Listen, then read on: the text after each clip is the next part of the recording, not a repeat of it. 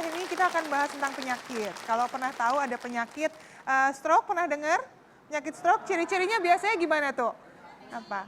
Ya, biasanya ada kemiringan di salah satu sisi wajah atau ada kelumpuhan di salah satu sisi tubuh gitu ya. Nah, ini ada penyakit yang sering dianggap mirip juga nih sama stroke, yaitu penyakit Bell's palsy. Ada yang pernah dengar atau pernah mengalami mungkin? Jangan sampai ya.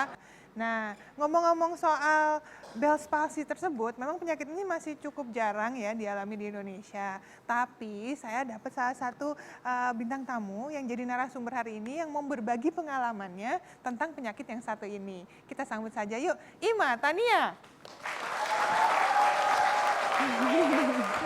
Halo Ima, saya panggilnya Ima atau Tania? Tania dong. Oh Tania, iya.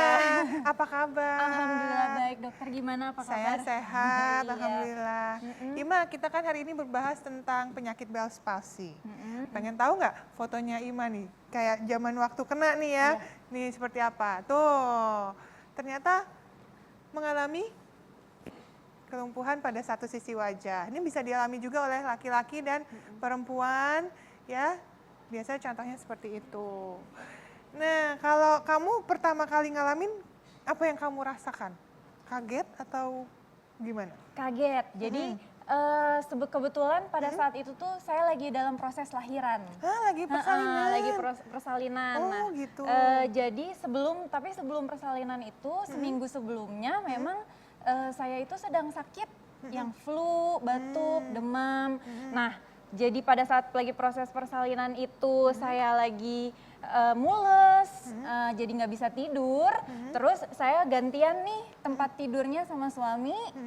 Terus terkenalah AC yang sangat Langsung kenceng gitu ya? Iya. Nah, pagi-paginya tiba-tiba saya ngerasa sakit di sini. Aduh, di sini kok sakit banget gitu. Saya pikir cuman, aduh kayaknya karena Salah tidur biasanya. ketusuk anting awalnya, Oh, pikiran oke. ketusuk anting gitu. Tapi pas selama siang sampai malam itu kok lama-lama jadi miring senyumnya, terus jadi susah menutup mata. Tapi karena lagi namanya lagi proses persalinan ya, jadi kepikiran ke nggak situ ya? kepikiran, cuman hanya wah ini kok tiba-tiba senyumnya miring ya gitu. Tapi masih hanya pusing sama rumah sakit segala macam, jadi nggak difokuskan gitu. Bell's palsy ini memang terkena pada sarafnya. Ada salah satu saraf di wajah kita, saraf 7 kita sebutnya, itu mempunyai arahnya adalah 3 cabangnya. Jadi yang ke arah mata, ke arah tengah seperti ini, dan ke arah bawah. Dimana kalau saraf 7 ini akhirnya lumpuh atau mengalami peradangan, bisa karena ada virus di sana penyebabnya, atau mungkin karena ya tidak diketahui karena paparan AC yang berlebihan atau tekanan yang berlebihan gitu, akhirnya bisa muncul peradangan di situ yang mengakibatkan pembengkakan atau inflamasi. Jadi sarafnya lumpuh, tidak bekerja, akhirnya tidak bisa menarik wajah kita seperti yang satu sisi yang sama. Akhirnya waktu itu susah nutup mata. Iya.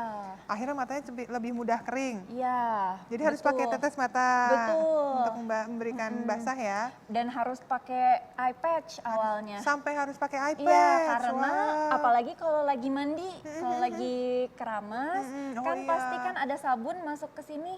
Wah, itu perih banget. Iya, karena kan kelopaknya juga nggak bisa ditutup Iya. dengan baik, kita nggak bisa bekerja dengan normal. Jadi harus pakai iPad. Terus juga nggak bisa tersenyum gitu ya, rasanya berat gitu Berat. ya. Rasanya berat. Padahal sebenarnya nih pemirsa di rumah, kalau misalnya kita masih bisa dikejar dengan waktu, kita biasanya akan memberikan obat anti radang atau kortikosteroid untuk membantu mengatasi pembengkakan atau peradangannya itu. Dan kalau misalnya tadi masih menyusui, biasanya memang ya itu akhirnya nggak bisa diberikan ya, karena diutamakan ASI-nya.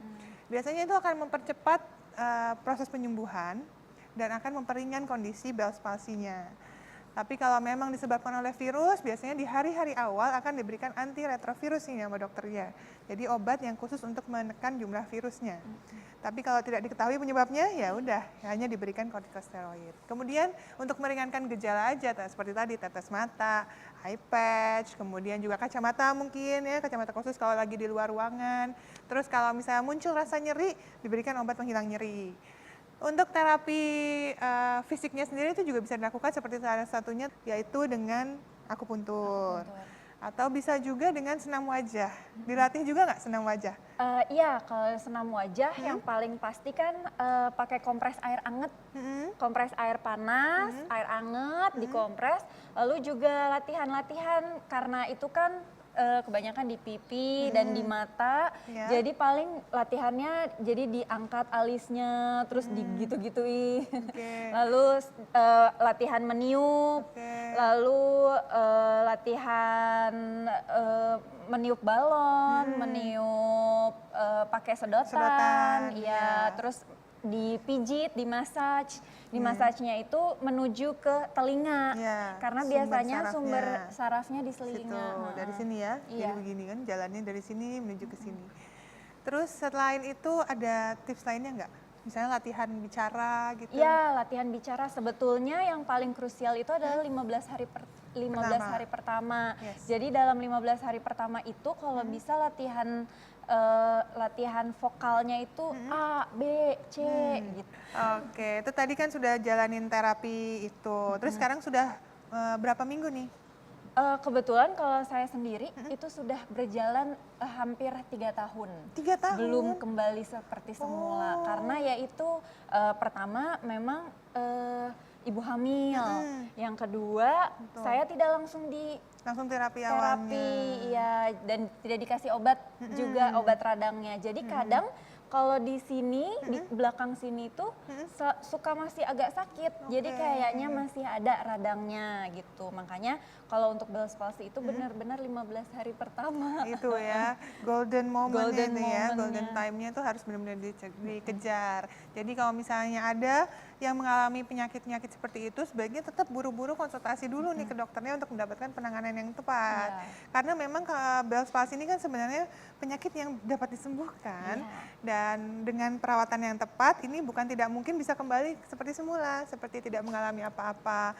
Dan lebih baik juga kalau misalnya secara teratur, Iya. mengkonsumsi obatnya, terapi juga, latihan di rumah juga, dan yang pasti semangat. Iya. Semangat untuk sembuhnya juga harus Semangat sembuh. kuat. Karena biasanya orang jadi down nih, ya kan? Dulu sempet gitu nggak? Eh, Sempet kepikiran nggak?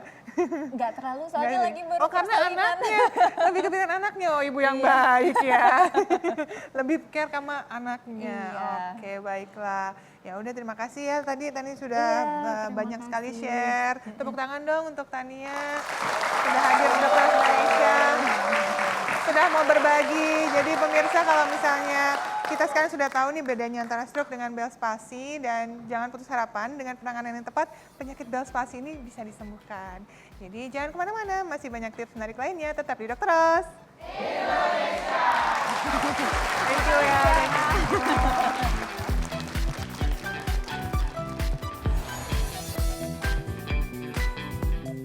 Benarkah menstruasi dini menyebabkan menopause dini? Simak informasinya sesaat lagi.